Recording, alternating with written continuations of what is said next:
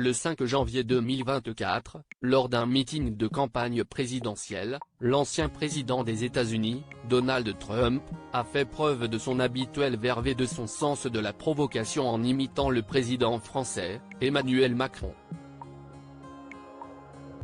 Cette anecdote, qui met en scène une conversation téléphonique entre les deux dirigeants, a suscité l'amusement et l'attention du public. Cette nouvelle provocation, relayée par nos confrères de Voici, s'inscrit dans le contexte de la campagne électorale où Donald Trump tente de se démarquer de ses adversaires, notamment le président sortant Joe Biden. Une soirée de campagne animée le meeting de Donald Trump à Mason City, dans l'Iowa, a été le théâtre de cette anecdote humoristique. Alors qu'il cherchait à démontrer sa capacité à négocier des accords commerciaux internationaux, il a raconté une conversation avec Emmanuel Macron. Donald Trump a commencé son récit en décrivant Macron comme très gentil et a entamé son imitation en reprenant la conversation. « Emmanuel, comment allez-vous ? »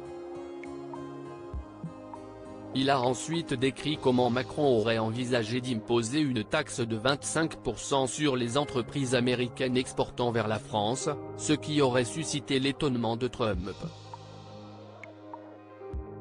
@DR La tactique de Macron mise en échec selon Trump, Emmanuel Macron aurait affirmé que d'autres pays adopteraient également cette taxe. Cependant, l'ancien président américain a répliqué avec fermeté, menaçant de mettre en place une taxe de 100% sur les vins et champagnes français exportés vers les États-Unis. Cette anecdote rappelle les tensions commerciales entre les deux pays, notamment autour de la taxe GAFA et des droits de douane sur les produits français. Dans la version humoristique de l'histoire, Trump a affirmé que Macron avait paniqué face à sa menace de taxe et avait finalement renoncé à son projet. Fin de l'histoire.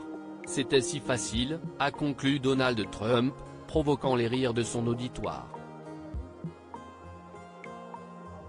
Alors que la campagne présidentielle américaine s'accélère avec les primaires républicaines prévues pour le 15 janvier, il est clair que Donald Trump continuera à utiliser son sens de la rhétorique pour captiver l'attention du public et des médias. La course à la Maison-Blanche promet d'être riche en rebondissements et en anecdotes, avec Trump en tête d'affiche.